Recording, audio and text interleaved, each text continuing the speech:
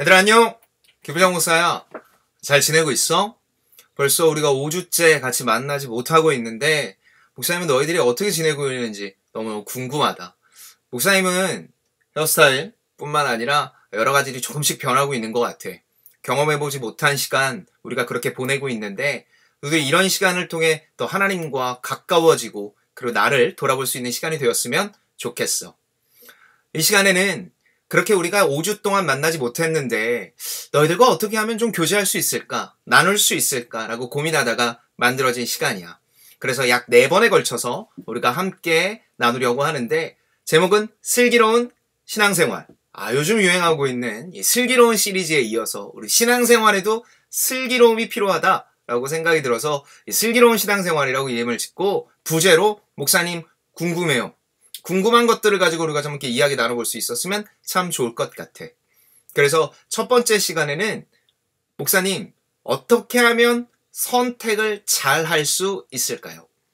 선택을 어떻게 하면 잘 할 수 있을까요? 라는 주제를 가지고 이야기해 보려고요. 특별히 첫 번째 질문을 한 친구가 있어. 우리 그 질문자의 이야기를 들으면서 시작해 봅시다. 목사님, 답답해요. 몇 년 동안 같은 대학에 지원서를 넣지만 탈락해요.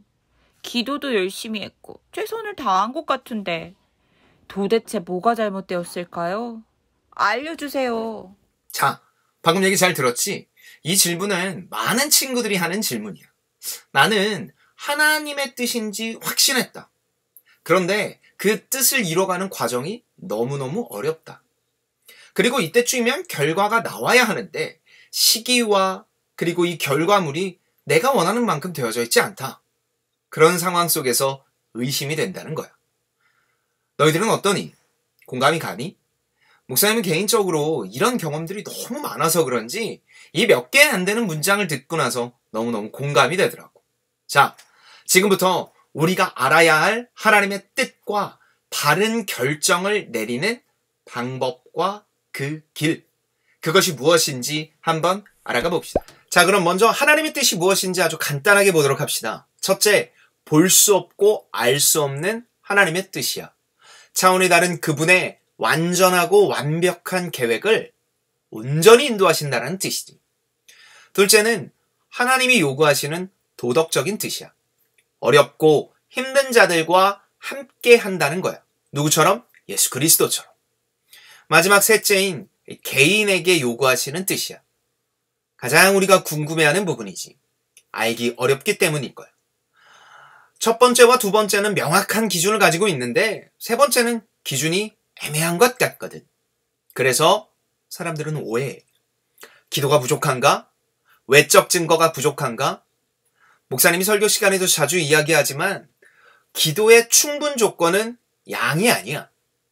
마음의 중심을 보시는 하나님께서 그 전심으로 기도를 하는 것, 그것이 2시간인가 3시간인가 양으로 따질 수 없다라는 거야. 기도원과 관련돼서도 이 얘기를 자주 하지. 기도원이 하나님께 이게 정말 맞나요? 아닌가요? 라고 묻는 게 아니라 그 본문에서는 용기를 달라는 이야기다. 그러니까 많은 사람들이 내가 정말 하나님의 요구하시는 뜻이 이 길인가? 라고 물을 때 기도의 절대적인 양이나 그리고 기도원과 관련된 외적 증거가 없어서 어렵고 힘들어할 때가 참 많이 있어. 그러면 진짜 우리가 기억해야 될 것은 무엇일까? 자, 그럼 우리가 이런 오해를 풀기 위해서 알아야 할 것이 있어. 바로 특정한 방법을 통해서만 하나님의 뜻을 알 수 있는 방법이 있다, 없다? 바로 없다. 없다는 것을 알아야 돼. 이것을 좀 더 정확히 알기 위해서 창세기 2장 16절의 말씀을 볼 필요가 있어. 창세기 2장 16절의 말씀을 우리가 좀 한번 보기를 원하는데 이렇게 나와. 여호와 하나님이 그 사람에게 명하여 이르시되 동상 각종 나무의 열매는 내가 임의로 먹되. 임의로 먹되. 아멘. 여기서 말하는 임의로 먹되라는 말은 죄가 아니면 내 마음대로, 다시 말해 자유와 기쁨으로 행하라는 말이야. 이 말을 한 신학자는 목적지는 같고 경유지는 다르다. 목적지는 같고 경유지는 다르다라는 말로 이야기를 해. 한 목적지로 가기 위해서 다양한 경유지가 있다는 거야. 마치 버스의 노선도와 같다고 이야기할 수 있지. 자, 그렇다면 우리의 목적지는 어디일까? 자, 그럼 우리는 여기서 궁금증이 하나 생겨.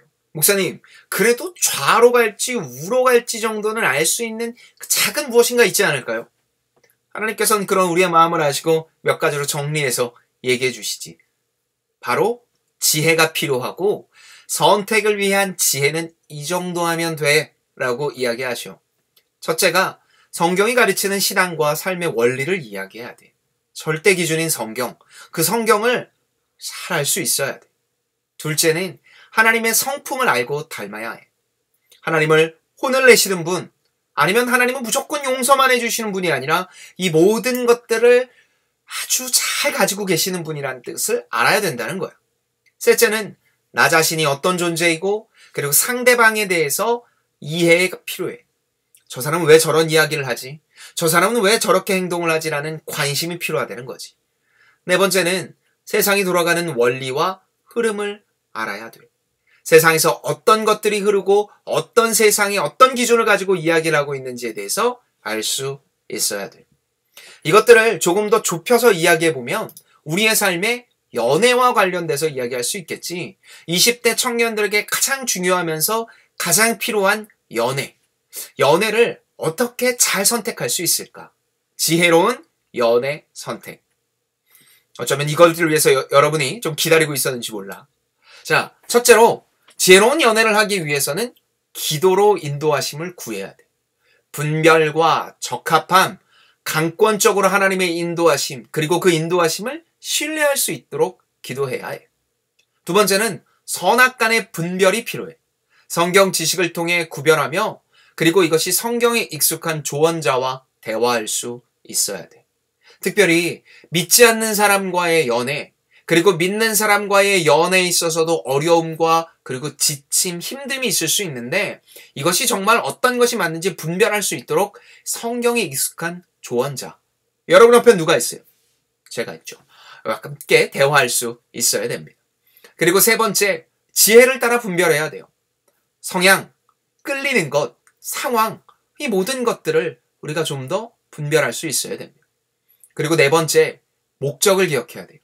연애와 결혼의 목적을 기억해서 왜 해야 되는 것인지 아까 전에 이야기를 했던 것처럼 하나님의 영광과 함께하는 기쁨을 이와 함께 누리기 위해서 해야 된다는 거예요. 그리고 계속해서 이야기하는 것처럼 어느 쪽을 선택해도 하나님은 인도하신다라는 신뢰. 그래서 이것들을 통해 조합된 것을 가지고 선택할 수 있어야 된다는 겁니다. 남자가 여자를 선택할 때도 여자가 남자를 선택할 때로 기도로 그리고 분별하며 목적을 기억하여 하나님의 인도하심을 기억하고 신뢰하는 것. 이것이 총체적으로 드러난 하나님의 자녀들이 연애를 이렇게 해야 된다라는 얘기로 귀결될 수 있습니다. 그래요. 이 모든 것들을 통해 좀 더 명확하게 우리의 삶에 어떻게 선택을 하며 살아가야 될지 알 수 있었으면 좋겠어요. 사실 이 내용은 제가 가지고 있는 책들을 좀 정리한 내용이에요. 그래서 여러분이 좀 더 자세한 내용을 알고 싶다면 나의 선택과 하나님의 뜻 혹은 하나님의 뜻이라는 방금 이 마지막에 올라오는 책들을 좀 더 읽어보면 아주 좋을 것 같아요. 얇은 책이에요. 그래서 여러분이 쉽게 지금처럼 시간의 여유가 좀 있을 때 읽어보면 아주 좋을 책인 것 같습니다. 처음 시작하는 유튜브라 그리고 처음 시작하는 내용이라 여러분에게 조금 더 부족할 수 있어요. 계속해서 발전시키고 여러분과 소통할 수 있도록 할 테니 여러분이 밑에 댓글에다가 궁금한 질문들 그리고 혹은 여러분이 가지고 있는 내용 중에 이런 것들을 한번 다뤄줬으면 좋겠어요 라고 하는 것들을 달아주면 여러분에게 함께 그 질문을 가지고 소통할 수 있도록 할게요. 우리 예스 공동체 청년 여러분 많이 보고 싶고 그리고 우리 조금만 기다리면 더 함께 나눌 수 있을 테니 우리 함께 좀만 기다리고 기도하며 이 모든 상황 속에 이겨나가실 하나님을 기대해 보도록 합시다. 자, 우리 다음에 봐요.